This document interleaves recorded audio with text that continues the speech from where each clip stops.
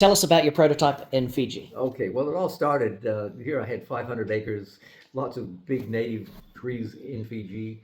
We needed timber, we needed a house, and a friend of mine had invited me over to his property on the other side of the island. He had a machine called a Mighty Mite. I know Mighty Mite, yeah. Two-bladed portable sawmill with one horizontal and one vertical blade. And hey, I was really impressed what it did. I thought, wouldn't I like to have one of those? As it turned out, I managed to come across different pieces of similar sawmills, a blade here, a gearbox here, different things, and I managed to put together a combination of parts from various sawmills that had the same effect, a vertical and a horizontal cut. And I managed to make a few cuts on it, and I was really impressed.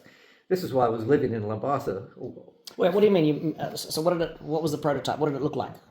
This one, it wasn't one I built. I just remanufactured parts of three. So you rebuilt a twin blade, basically. I rebuilt a twin blade. Yeah. And when I finally got it working, I realized it was far too heavy to transport to a property. Yeah. It had to go by water.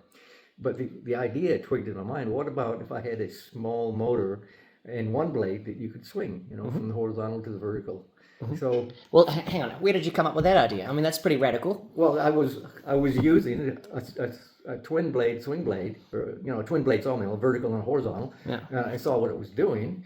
Why not do that? Put all the energy in one blade. One. That's right. You have the horsepower to achieve the same thing. And Cool. It turned out to be a much more portable idea. As it turned out, I couldn't transport this sawmill I'd made. I sold it for $1,500 on a bad check. Actually, I was never paid for it. But I took the idea home, and I got one of the saw doctors there to build me a 12-inch blade with the 4 tips. So I don't know how many tips it had. I guess it had 16 tips. That's the blade that I had at the Rotor show. Sure. And It was a little 6-inch cut or 4-inch cut. I do a 4-inch cut. I did a prototype with a chainsaw. Yes, that's what I'm asking about right there. The 12-inch blade. Yeah. And I managed to actually cut a few 4x2s where it worked. It proved the idea. So it was a single blade, and it was mounted through a belt from the chainsaw. It was I put a V pulley where the sprocket goes on. Yeah. And that would run the blade. Okay. The shaft of the blade. And explain kind of how, because that was the first prototype, really. So you had was it like a beam saw? There was no beam. In place of the beam, I just put a 6x2 nailed on top of the log. Yeah. And it had screws in it. Yeah. And on my little saw carriage, I had a little couple of slots that would actually run in the groove. Oh yeah. So it was a little primitive, but it worked very well and it proved the idea. It would do one cut at a time, right? It would do a vertical cut, and then you'd swing it somehow. Is that right? What I do the vertical, and then I have to pick the thing up and turn around. Yeah. And a horizontal and go this way. Okay, so you're effectively a swing blade without the mechanism. And it wasn't so much of a swing. I had to physically pick up the thing and swing it. Yeah. Cool.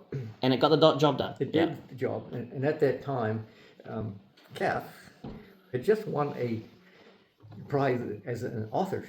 There was an essay contest by, what was the name of that company? Bowring. Guthrie Bowring? Is that a paint company? Sure. Yeah. Anyway, and she won $500 for the best essay, And we were wondering what to do with that because we were really short on capital, living on $20 a week, cucumbers and watermelons. Watermelon curry, yeah, I remember that, yeah. So I come up with an idea for making edible coconut oil and feeding that to our pigs. And we were tossing up, should we spend this $500 on the sawmill or the piggery? Yeah. And hey, sawmilling can be dangerous. Yeah. I think there was a consensus. We'll do the pigs. And it turned out the pigs were fucking dangerous. They sliced my wrist at one point. Yeah. And hey, that got you off the ground. Yeah. Anyways, but we had the idea for the sawmill. And that was something that was going to do sooner or later. And we had to be much later in the end. We had to wait until we got run out of Fiji by Rambuka's coup. And all I really took out of Fiji of value was this 12-inch blade from the original one. Yeah. And of course, when I got here, of course, I was a refugee. I was not allowed to work. I was given a temporary unemployment benefit, and it was enough to go around to garage sales and buy sprockets and chains and bits of metal. Cool. And I borrowed a welder from my landlord. Hang on, you said that the first prototypes were glued together. Did you actually do some welding? That was the first commercial one. Oh, right. Okay. So you did some welding first. Okay. The first prototype. Yeah. It was welded and stuff, and it was your welds. Yeah. So anyway, then that went to the Rotor A&P show, yes. And that's where you figured out the whole blade thing. That's when the whole Yeah. new paradigm about tips and blades and horsepower came in. Cool. So, okay, somebody that was at that show was really impressed. Bill Teutenberg was his name from Gisborne. Uh-huh.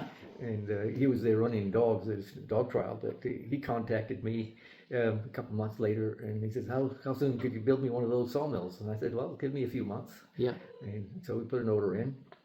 What was the cost of the first machine? What'd you sell it for? I think it was $6,000. Okay. Yeah. Yeah. 6,000. Yeah. And some really smart ass sales rep could convince me that they had such good industrial quality glue that you could So you went for it, eh? glue aluminum together. So I mean, just being safe side, we put rivets in. Yeah. Oh, And rivets. we- Rivets are good. Yeah, you're good. Yeah. Yeah, and we got it out there, and we made a few trial runs out in this pasture, and that cut really well. I said, "Okay, Bill, come and get your sawmill," you know. Yeah.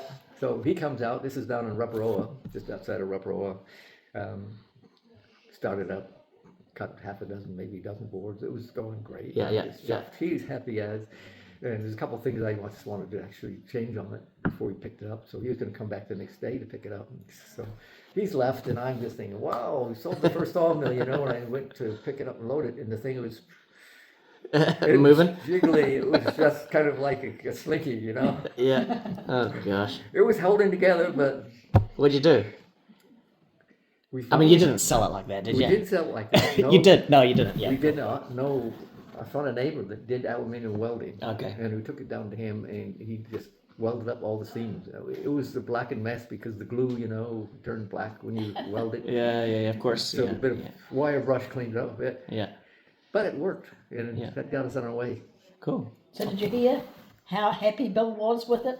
Anything further from Bill? I used to see Bill every year at the same A&P show, and he was raving about it. He loved Awesome. his little Bill. Finally, probably somewhere around 210, somewhere in there, I met Bill and asked him about his sawmill.